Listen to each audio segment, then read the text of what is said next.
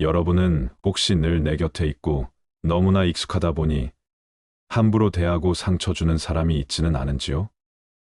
하루하루 휩쓸려 가듯 사느라 소중한 사람을 돌보지 못했고 결국에는 그 사람을 잃어버려 후회했던 경험이 있는지요? 내가 가장 익숙한 사람이 바로 가장 소중한 사람입니다. 그런데 우리는 익숙한 사람의 소중함을 모르고 살아가는 건 아닐까요? 시간이 지나면 고마움보다는 익숙함이라는 어리석은 감정에 물들게 됩니다. 익숙함은 양면성을 가지고 있습니다. 익숙함을 통해 편안함을 느끼기도 하지만 그런 편안함에 점차 소중함과 가치를 잊기도 하기 때문입니다. 너무도 익숙해서 자칫 소중함을 모르고 살아가는 것이죠. 그렇기에 큰 고민과 생각을 하지 않고 당연히 늘 옆에 있을 거라고 생각합니다. 당신에게 가장 소중하면서도 익숙한 사람은 누구입니까? 사람마다 다르겠지만 아마도 부모, 배우자, 자식 등등 가족이 대부분일 겁니다. 소중하고 익숙하지만 어느 누구보다 많은 시간을 보내다 보니 자칫 소홀해지기 쉬운 사람이기도 합니다. 우리는 주변의 소소한 것들에 쉽게 익숙해지곤 합니다. 가족, 친구, 일상적으로 하는 일들 속에서도 우리는 익숙함을 느끼곤 합니다. 하지만 소중한 것들에 대한 익숙함을 소홀히 대해선 안 됩니다. 우리가 익숙함에 속아 소중함을 잃게 되면 그것을 다시 되찾기는 어려운 것입니다.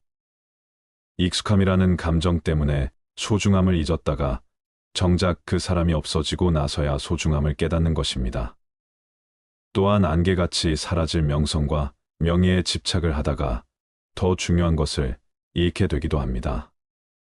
오늘은 늘 익숙함과 편안함에 빠져 소중함을 잊게 된 것에 대한 생각을 해보고자 합니다. 한번 들어보시고 내가 익숙함에 빠져 자칫 소중함을 모르고 살아가지는 않는지 생각해보는 시간을 가져보시기 바랍니다.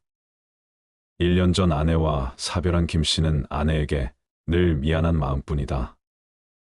아내가 세상을 떠난 지 오늘이 1년이 되는 날이다. 김 씨의 아내는 그토록 아파했던 암 수술을 하다가 수술실에서 깨어나지 못하고 세상과 이별을 했다. 그는 작별 인사도 하지 못한 채 아내를 떠나보냈다. 아내가 죽었어도 바뀐 건 아무것도 없었다. 세상은 여전히 바쁘게 돌아갔다. 다 큰 자녀들도 몇 개월은 슬픔의 충격에 빠져 정신을 못 차리는 듯 싶더니 다시 일상으로 돌아가 다들 잘 살고 있다. 둘째 딸은 대학에 들어가 학업에 열중이고 큰 아들은 좋은 회사에 취업을 해 눈도 잠시 붙이기 모자란 바쁜 일상을 보내고 있다. 나 또한 달라진 것이 없었다. 그런데 김 씨는 아내를 생전에 너무 소홀히 막 대하고 잘해주지 못한 것이 너무 후회스러워 견딜 수가 없다. 그는 오늘도 소주잔을 기울이며 아내를 그리워한다. 아내를 떠나보내고 나서야 그 사람의 소중함을 깨닫게 된 것이 너무 어리석음을 깨달았다. 너무 익숙함에 빠져 소중한 것을 잊은 것이다. 김 씨는 27살이 되던 해, 긴 생머리에 웃는 얼굴이 예쁜 아내를 보고는 첫눈에 반해 결혼했다. 그렇게 서로 사랑하며 한 해가 지나고 두 남매를 낳았다.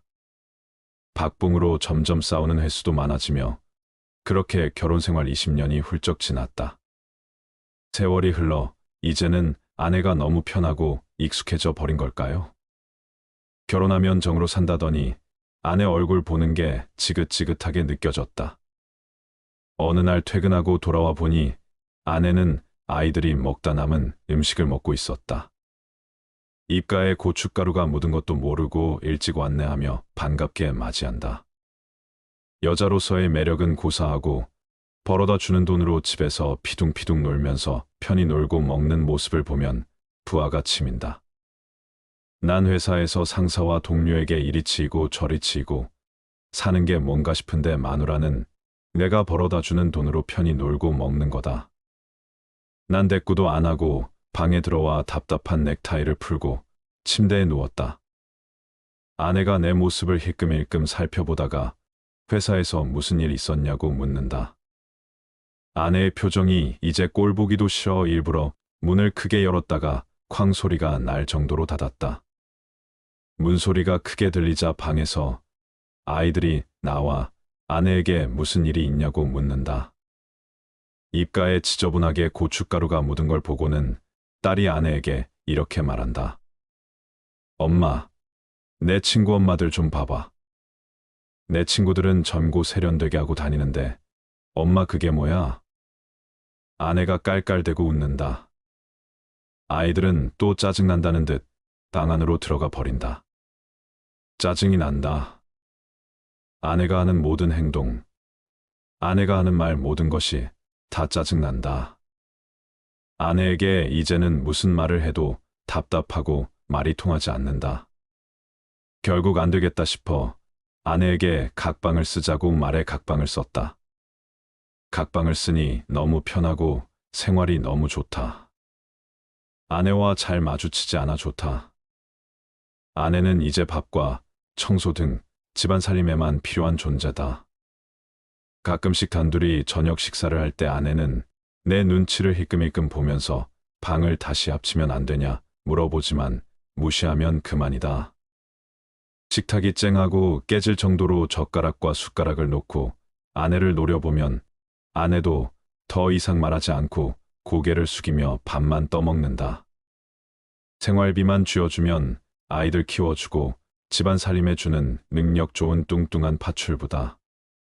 어느 날은 아내가 무슨 바람이 들었는지 저녁마다 운동을 할 거란다. 난 며칠이나 갈까 하며 매일 약을 올렸다. 그런데 아내가 어느 날부터인가 여기저기가 아프다고 한다. 그 이후로 가끔 배가 쥐어짜듯 아프다고 하며 일주일 만에 운동을 못하겠다고 한다. 여보, 나 이상해 배가 아파. 아내가 말한다. 그러게 운동도 다 타고난 사람이 하는 거야. 그냥 생긴 대로 노는 게 제일 좋은 거야. 그날 이후부터 아내는 틈만 나면 온몸을 주물럭거리며 피곤하다는 말을 자주 했다. 아내는 통증이 도저히 없어지질 않았는지 결국 병원 가서 검사를 받으러 간다고 나한테 병원에 데려다 달란다. 난 바쁘니까 택시 타고 혼자 병원 가라고 했다. 너무 힘드니 병원 앞까지 데려다 달라는 아내를 바쁘다는 핑계로 계속 밀어냈다. 그날 집으로 돌아오니 아내가 날 기다리고 있었다는 듯 말한다. 여보, 난소에 혹이 큰 게 있대. 제거하는 수술을 해야 하나 봐. 수술비 많이 나올 텐데. 나는 할 수 없지라는 무성의한 대답을 하고 꽝소리를 내며 문을 닫았다. 드디어 수술 날짜가 잡혔다. 수술 전 보호자 동의서를 쓰고 수술방으로 들어가는 아내를 보았다. 아내는 오히려 걱정하지 말라며 반갑게 웃어준다. 그런데 아내의 얼굴을 본 건 그게 마지막이었다. 수술 도중 피를 너무 많이 쏟아 응급 상황이 생겼고 아내는 이내 깨어나지 못한 것이다. 결국 김 씨는 아내를 그렇게 떠나보내야 했다. 그리고는 1년이란 시간이 지났다. 언제나 그랬듯 난 나쁜 남편이었고 아내가 죽었다 해도 그 사실은 변함없다. 지금 아내의 무덤 앞에 앉아 소주 병이나 들이키고 있는 나를 마치 욕하는 듯 햇빛이 너무나 강렬하게 나를 내리쬐고 있다. 그는 오늘도 소주잔을 기울이며 아내를 그리워한다. 아내를 떠나보내고 나서야 그 사람의 소중함을 깨닫게 된 것이 너무 어리석음을 깨달은 것이다. 익숙함에 속아 소중함을 잃지 말자. 이 구절은 그 유명한 생텍쥐베리의 책 어린 왕자에 나온 구절입니다. 익숙함은 양면성을 가지고 있습니다. 익숙함을 통해 편안함을 느끼기도 하지만 그런 편안함에 점차 소중함과 가치를 잊기도 하기 때문입니다. 소중한 사람을 더욱 소중하게 대하는 방법은 어렵지 않다. 하지만 처음에는 그 사람을 대할지 몰라도 나중이 되면 익숙해져서 상대방에게 소홀해지고 나의 감정들을 쏟아내며 힘들게 할 때가 있다. 사람들은 관심을 받는 사람의 입장을 고려하지 않고 주로 자신의 마음을 전달하는 데만 집중한다. 진정한 관심은 나의 기준이나 잣대를 버리고 상대를 있는 그대로 존중하며 그 사람의 목소리를 듣는 것이다. 평소 가깝게 지내는 사람들에게도 스트레스를 느낄 수 있다. 그래서 서로를 소중히 대하지 못하고 다툼을 하거나 관계가 악화되기도 한다.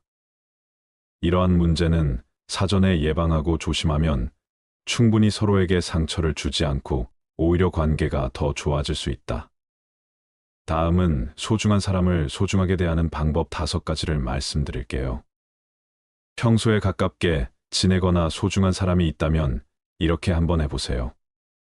첫 번째, 나와 상대방이 서로 실현하는 것이 무엇인지 이야기를 나눠라. 사람은 너무 가깝게 지내고 붙어 있다가 보면 서로 스트레스가 증폭된다. 서로가 싫어하는 가치관, 행동 등에 대해 소통할 필요가 있다.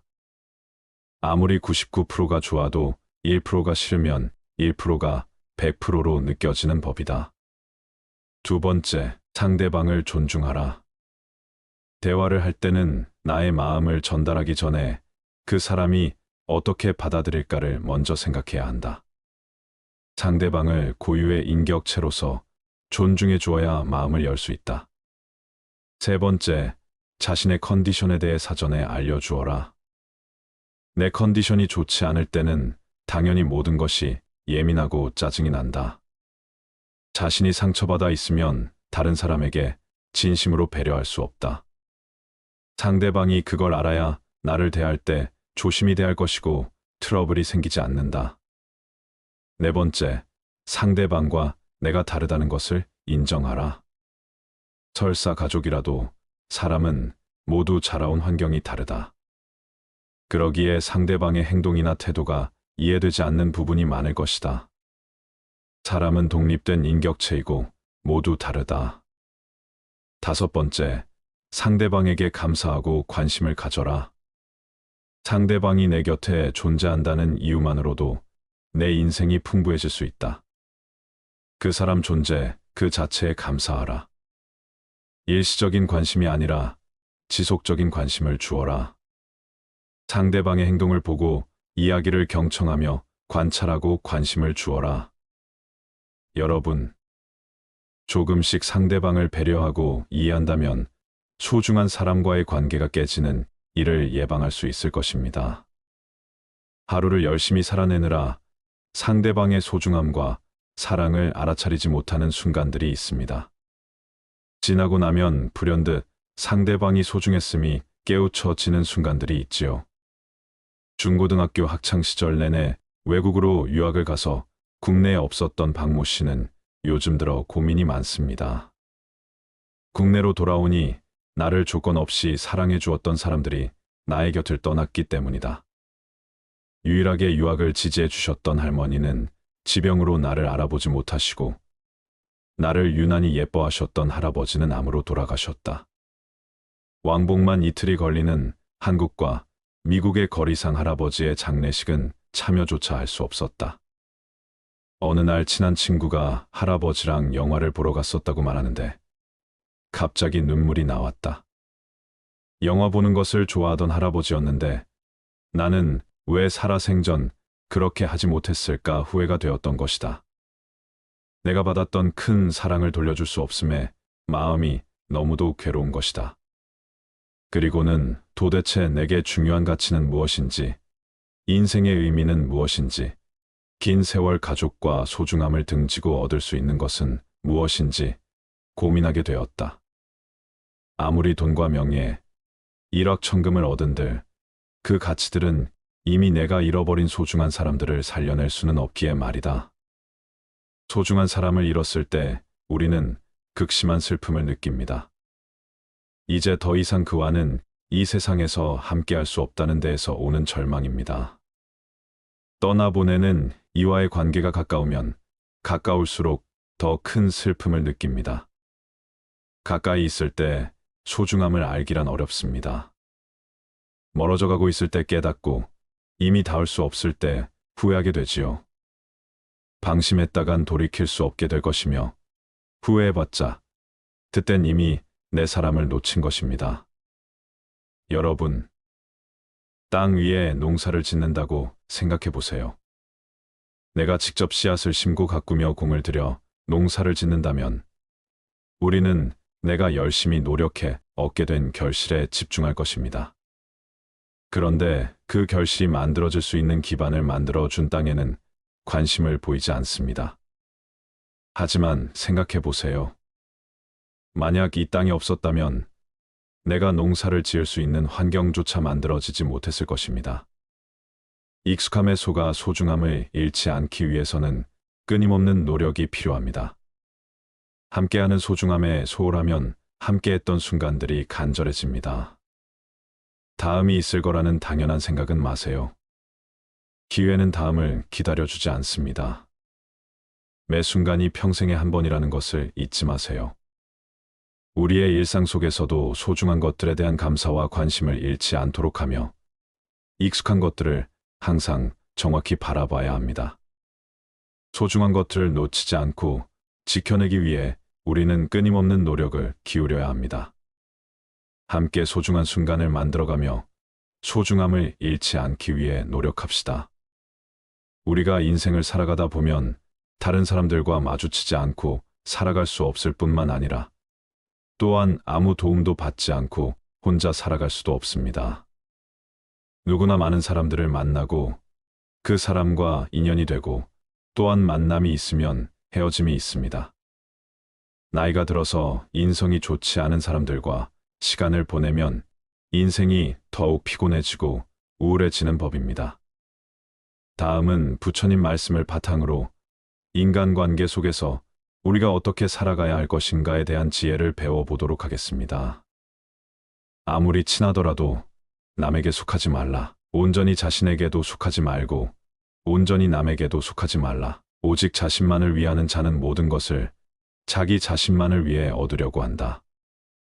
그런 이들은 사소한 것에서도 양보하지 않고 자신에게 편한 것은 한치도 희생하지 않는다. 그들은 남에게 절대 상냥하지 않으며 매사를 그저 행운에 의존할 뿐이다. 그러나 그들에게 행운을 가져다주는 받침대는 곧 무너져 내리려 할 것이다. 그러므로 당신은 때때로 남에게 속하고 그들도 그대에게 속하게 하라. 반대로 언제나 남에게 속해 있는 사람들도 있다. 이들은 어리석음이 늘 과도한 경지에 올라 있다. 이건 역시 불행하다. 이들은 단 하루 단 한 시간도 자신을 생각하지 않고 지나치게 타인만을 생각하므로 모든 사람의 노예라고 불릴 만하다. 남을 위해서는 모든 것을 알면서도 자신을 위해서는 아무것도 알지 못하면 이는 분별력에도 영향을 끼친다. 진중한 사람은 남들이 그가 필요한 것이 아니라 그를 이용해 얻을 수 있는 이익을 찾는 것임을 알고 있다. 이런 사람과 가까이 하라. 그는 세상에서 아무것도 가진 것이 없다. 그렇다고 무소유를 걱정하지 않는다. 그는 모든 사물에 이끌리지 않는다. 그는 아무 것에도 머무르지 않고 사랑하거나 미워하지도 않는다. 슬픔도 가난도 그를 더럽히지 않는다. 마치 연꽃에 지들기 묻지 않는 것처럼 그는 참으로 평화로운 사람이다. 참으로 평화로운 사람은 어떤 사람인가? 아무것도 가진 것이 없는 사람이다. 모든 이기 그리고 욕망과 집착에서 소유가 나오기 때문이다. 내적으로 완전한 평화를 얻은 사람은 아집이 없다. 이 세상 모든 것을 어느 하나 내 것으로 붙잡지 않기 때문에 모든 것을 모조리 내 것으로 쓸 수 있는 사람이다. 완전한 무소유는 완전한 소유를 가져온다. 그러니 가진 것 없어도 무소유를 걱정하지 않는다. 또한 평화로운 사람은 그 어떤 것에도 머물러 집착하는 바가 없다. 이 세상이 고정된 것이 아닌 까닭이다. 집착할 만한 대상이 있다면 집착하겠지만 이 세상 그 어느 곳을 찾아도 집착할 만한 고정된 실체는 없기 때문이다. 머물러 집착하지 않으면 사랑하거나 미워하지도 않는다. 좋고 싫은 어느 한쪽에 치우쳐 집착하지 않으니 사랑과 미움도 모두 꿈이고 신기루인 것을 안다. 슬픔도 고정된 슬픔이 아니고 가난도 고정된 가난이 아니다. 슬픔도 가난도 모두 인연 따라 잠시 오고 가는 것일 뿐 꿈결처럼 바람처럼 우리 삶을 스쳐 지날 뿐이라는 것을 안다. 그 어떤 슬픔도 가난도 소유도 사랑도 미움도 평화로운 사람을 물들이지 못한다. 평화로운 사람은 나 없음에 도리를 한다. 모든 내적 평화를 깨는 일의 원인은 나에게 있음을 분명히 본다. 내가 없으니 내가 느끼는 모든 분별과 감정과 고통과 슬픔이 모두 누구의 것이겠는가? 그것은 다만 주인 없이 인연 따라오고 갈 뿐임을 안다. 아무리 친해도 거절하거나 몸을 뺄 줄도 알아야 한다. 인생에 위대한 규칙이 있다면 그것은 바로 거부할 줄 아는 것이다. 이보다 더 중요한 규칙은 사업이나 인간관계에서 거절할 줄 아는 것이다. 사려 깊은 사람은 자신의 본분을 지키는 것만으로는 충분하지 않다. 남이 자신에게 부당한 일을 강요할 수 없게도 해야 한다. 다른 모든 사람에게는 속하면서 자신에게는 속하지 못하는 사람이 되지 말라. 마찬가지로 친구들을 악용하거나 그들이 용인하는 것 이상을 요구해서도 안 된다. 무엇이든 지나친 것은 잘못이며 사람과의 관계에서는 더욱 더 그렇다. 이러한 현명한 절제를 통해 다른 사람들에게 호감을 사서 높게 평가받을 수 있다. 시간이 흐르더라도 소중한 예의를 잊지 않기 때문이다. 각자의 자유로운 방식을 유지하며 소중히 여겨라. 절대로 자신의 취향만 고집하지 말라. 올 사람은 오고 갈 사람은 간다. 옛것을 너무 좋아하지도 말고 새 것에 너무 매혹당하지 말라. 사라져가는 자에 대해 너무 슬퍼할 필요도 없고 새롭게 다가와 유혹하는 자에게 사로잡혀서도 안 된다. 이것이 바로 탐욕이며 거센 격려이며 불안, 초조, 근심, 걱정이며 건너기 어려운 저 욕망에 늪인 것이다. 오는 사람 막지 않고 가는 사람 붙잡지 않는다. 다만 인연 따라 물 흐르듯 그렇게 내버려 두고 집착 없는 마음으로 모든 일을 행한다. 물질도 마찬가지 오는 것을 애써 막을 것도 없고 내게서 멀어지는 것을 애써 잡을 것도 없다. 경계 또한 그렇다. 오는 역경계라도 막을 것 없고 가는 순경계라도 붙잡아 두려고 애쓸 것 없다. 익숙한 것이 떠나간다고 서글퍼하지도 말고 새로운 것이 다가온다고 너무 매혹당할 것도 없다. 한번 온 것은 때가 되면 갈 것이고 또 갈 것이 가고 나면 올 것은 오게 되어 있다. 인연이 닿으면 갈 뿐 가고 나면 또 다른 인연이 다가올 것이다. 인연이 아니라면 오지 않을 뿐 그 인연이 오지 않더라도 또 다른 인연이 올 것이다.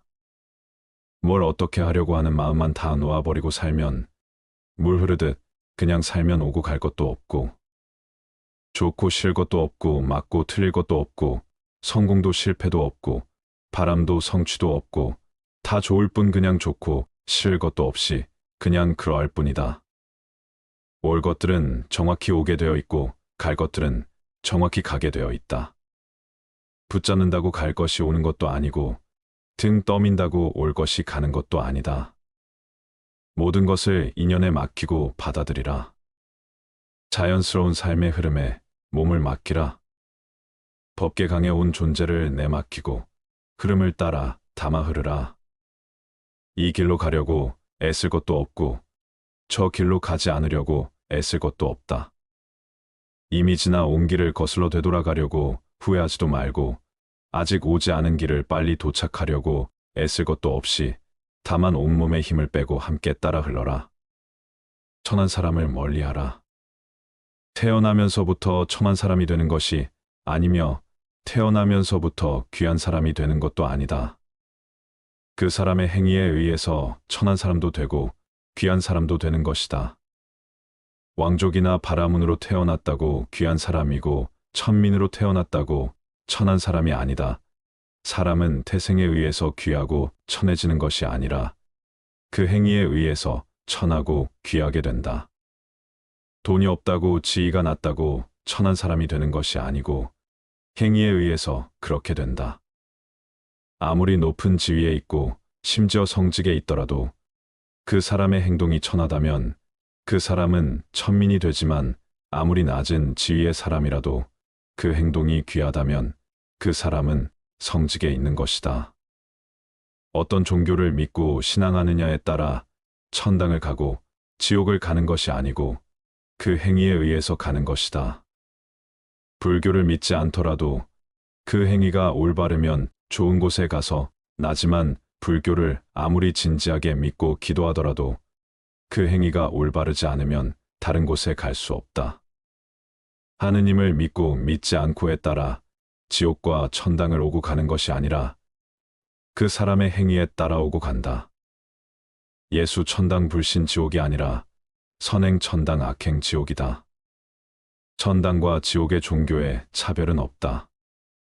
천당과 지옥의 종교는 오직 하나 진리라는 종교밖에 없다. 가장 중요한 것은 그 사람의 행위이지 태생이나 지위나 경제력이나 종교에 있지 않다. 어떠한가 과연 나는 몸과 말과 뜻으로 천상의 행위를 짓고 있는가? 지옥의 행위를 짓고 있는가? 대장부의 기상을 가진 사람과 가까이 하라. 그대들이 진리답게 살려면 대장부의 기상을 가져야만 한다. 깨진 그릇에는 좋은 음식을 담을 수 없듯이 자기의 분명한 마음의 중심도 세우지 못하고 이리 흔들리고 저리 흔들리면 결코 법다울 수 없다. 그릇이 크고 중심 잡힌 사람은 남들의 말에 현혹되지 않는다. 자기가 살아가는 곳곳에서 주인이 되면 그가 사는 곳이 항상 참됨이 되니 조건에 휘둘리지 말라.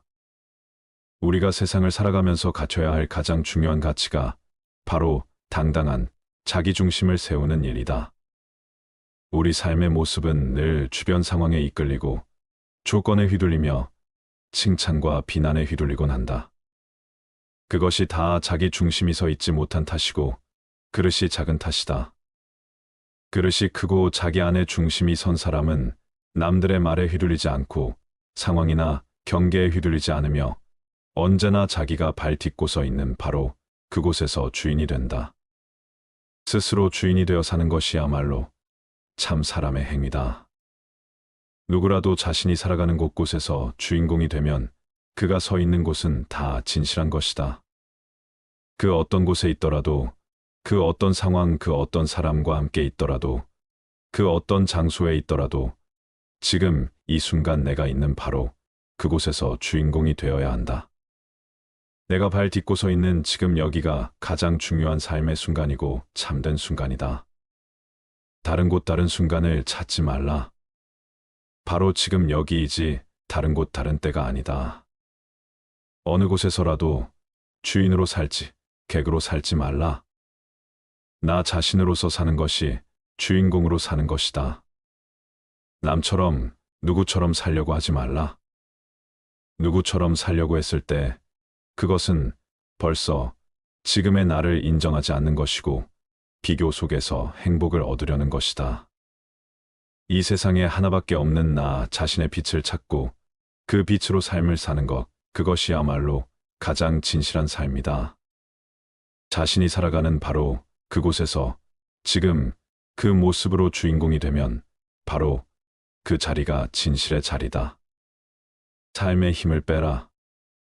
수행하는 사람은 마치 물 위에 떠서 흘러가는 나뭇가지와 같다.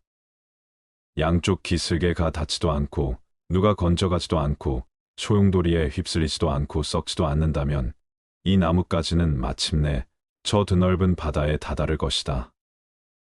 우리들도 이와 같아서 탐욕에 빠지거나 잘못된 것들에 휘둘리지 않고 오직 정진에 힘쓴다면 반드시 뜻을 이룰 것이다.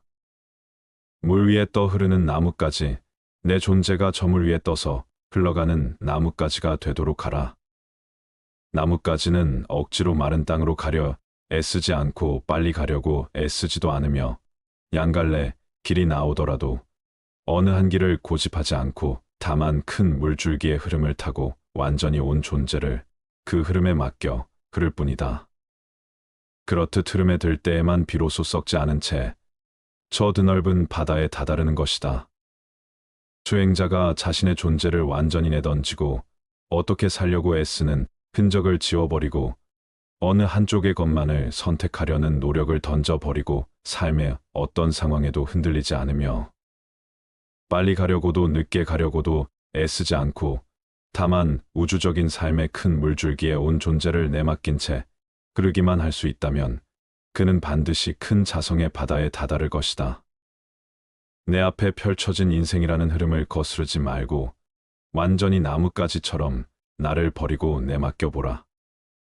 그렇게 흐름에 몸을 맡긴 채 흘러가는 것, 그래서 흐름을 끊지 않고 인생이란 강가에 어떤 기슭에도 정박하지 않고 어떤 좋은 인연이나 상황이나 소유에도 머물지 않고 다만 흘러가는데 집중하는 것.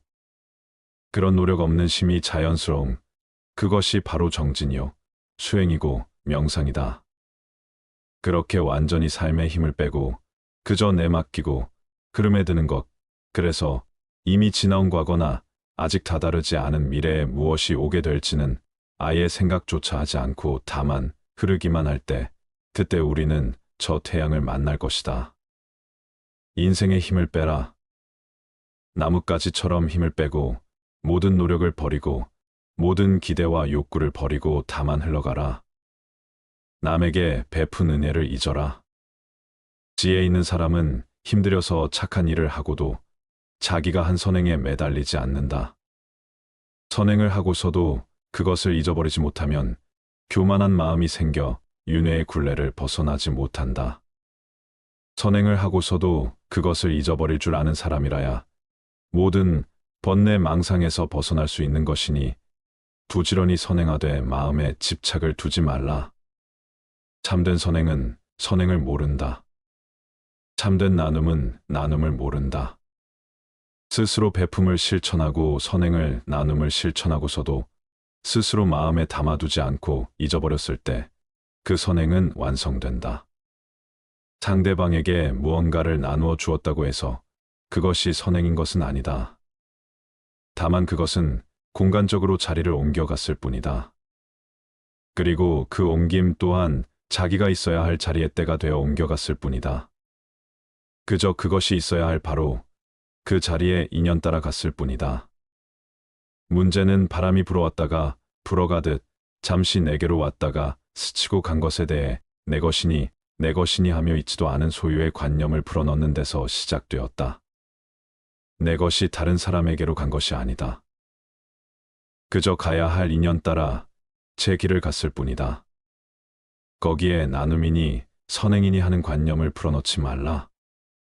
지혜로운 사람은 선행을 하고 나서 선행에 얽매이지 않는다. 선행을 했다는데 마음을 머물지 않으며 집착하지 않는다. 선행을 하고 나서 잊어버릴 줄 아는 사람이라야 모든 복락을 누릴 수 있고 모든 번뇌 망상에서 벗어나 깨달음을 얻을 수 있다. 선행을 하고 있지 못하면 복락을 받고자 하는 마음이 남아있기 때문에 그로 인해 윤회의 수레바퀴에 갇히고 만다. 내가 하고 나서 했다는 상이 없어야 모름지기 수행의 문에 들어설 수 있다. 함이 없이 선행을 행하라. 함이 없는 선행은 모든 폭락의 어머니가 되고 모든 지혜의 어머니가 된다. 선정을 얻는 8가지 방법이다. 8가지 착한 행위를 통해 청정한 선정을 이룬다. 8가지란 무엇인가? 첫째는 늘 조용한 곳에 살면서 고요히 사유함이다. 둘째는 여러 사람과 함께 모여서 이야기하지 않음이다. 셋째는 바깥 대상에 탐심을 내지 않음이다. 넷째는 몸이거나 마음이거나 온갖 화려한 것을 버립니다. 다섯째는 음식에 대해 욕심이 적음이다. 여섯째는 집착하는 곳이 없습니다. 일곱째는 말과 글자의 수식을 즐기지 않음이다. 여덟째는 다른 사람을 가르쳐 깨달음의 경지를 얻게 합니다. 청정한 선정이란 곧 깨달음의 본성이다. 고요한 산정을 이루기 위해서는 조용한 곳에 거처하며 고요히 사유하고 지켜보는 것이 으뜸이다. 숲속의 조용한 것처럼 바깥으로 헐떡이는 마음을 쉬게 해주는 좋은 도반과도 같다. 또한 조용한 거처에서는 많은 사람들과 모여 이야기를 즐기지 않을 수 있다. 말이 많아지고 사람들과의 관계가 복잡해질수록 마음은 함께 번거로워지며 번잡해진다. 그렇게 홀로 조용한 곳에서 내면을 주시하면 온갖 외부로 치닫던 모든 욕심과 탐심이 휴식을 만난다. 바깥 대상에 대한 탐심이 쉬어지면 저절로 만족과 자족이 피어난다. 또한 몸과 마음에서 화려하고 자극적이며 많고 큰 것을 추구하던 모든 꿈이 사라지면서 삶이 소박하고 단촐하며 단순해진다. 몸과 마음이 텅 빈과 가난과 자족이 들면 저절로 모든 욕심이 줄어들고 먹는 음식에 대한 욕심도 사라진다.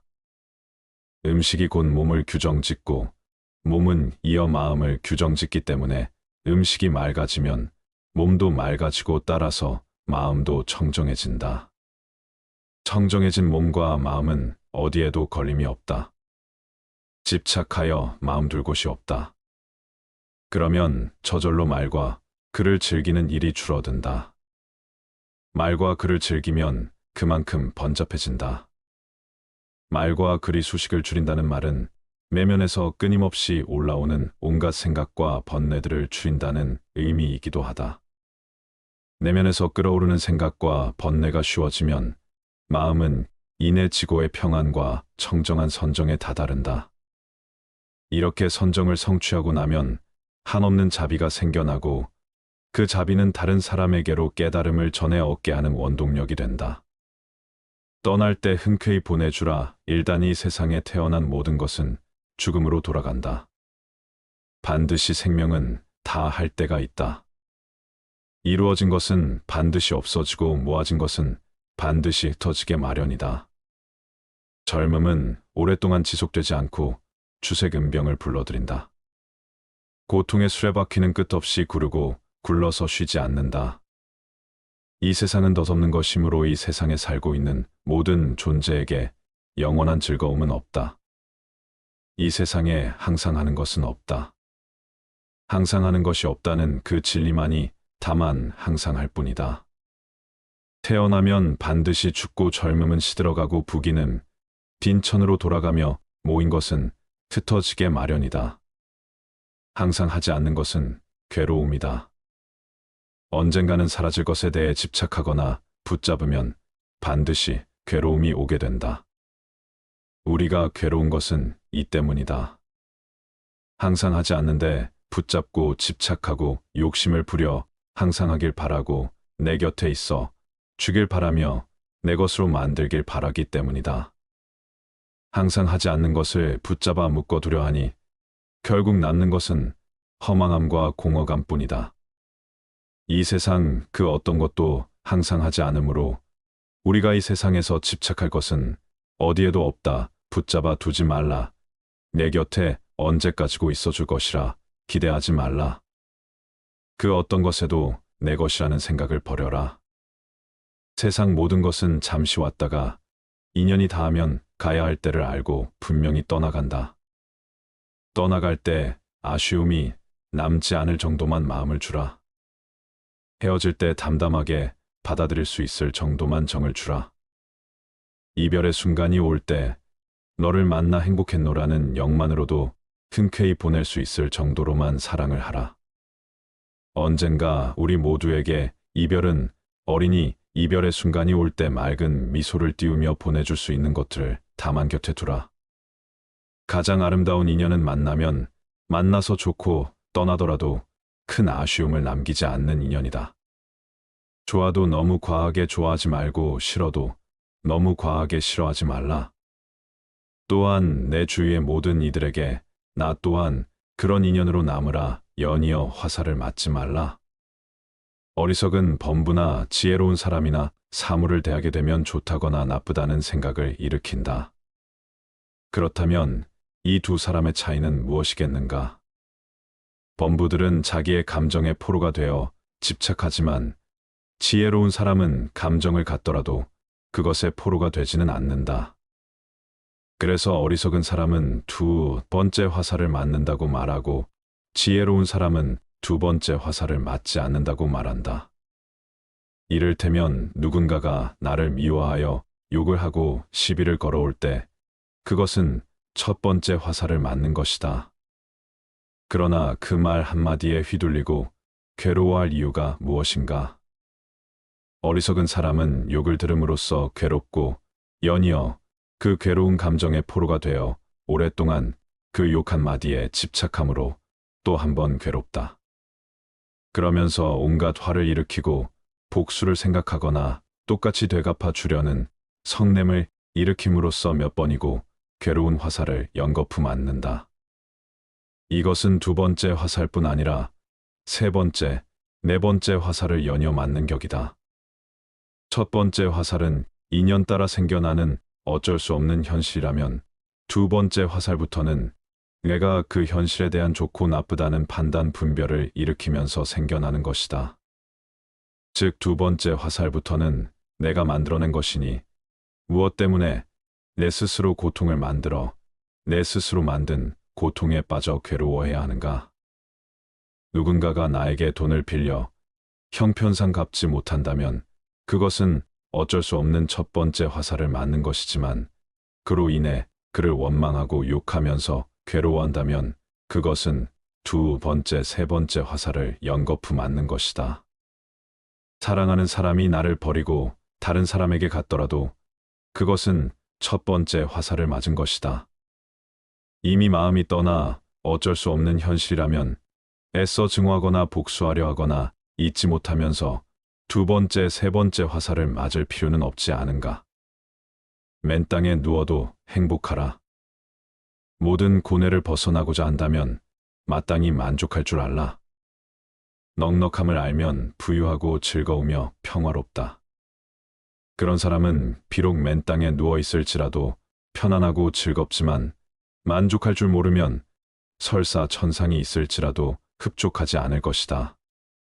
세상에는 자기의 욕심에 만족하는 사람은 아주 적고 욕심을 벗어나려고 애쓰는 사람도 흔하지 않다. 그저 욕심을 채우려고 애쓰다가 목숨을 마치는 사람이 많다. 설사 하늘에서 보물이 비처럼 쏟아지더라도 욕심 많은 사람은 만족할 줄 모른다. 자기 집 창고에 황금이 태산처럼 쌓였다 한들 욕심 많은 사람이 그것으로 만족할 수 있을까? 욕심을 버리는 가장 좋은 방법이 만족이다.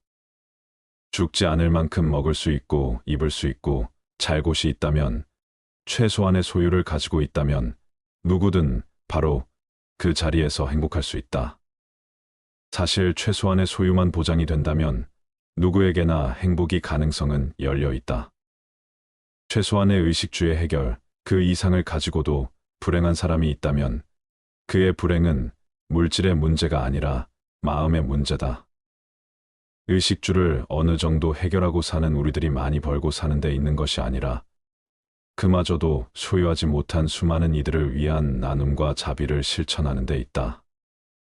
그러나 이 세상에는 죽을 때까지 욕심을 채우고 또 채우기만 하는 사람이 얼마나 많은가. 그런 사람은 설사 하늘에서 보물을 비록 뿌려주더라도 창고에 황금이 태산처럼 쌓였다고 하더라도 끊임없이 또 다른 욕심을 채우면서 죽어갈 것이다. 지금 이 자리에서 당장의 이런 욕심 충족의 삶을 끝장내고 만족과 청빈의 삶으로 돌아서지 않는다면 우리의 남은 생은 더욱 비참해지고 말 것이다. 참된 부자는 욕심을 많이 성취한 사람이 아니라 욕심을 많이 놓아버린 사람이며 소유가 많은 사람이 아니라 만족이 많은 사람이다. 만족할 줄 모르면 설사 이 세상 모든 것을 다 준다 하더라도 흡족하지 않지만 만족할 줄 아는 사람은 아무리 가난해도 사실은 부유하다. 만족함을 아는 것이 행복의 지름길이다.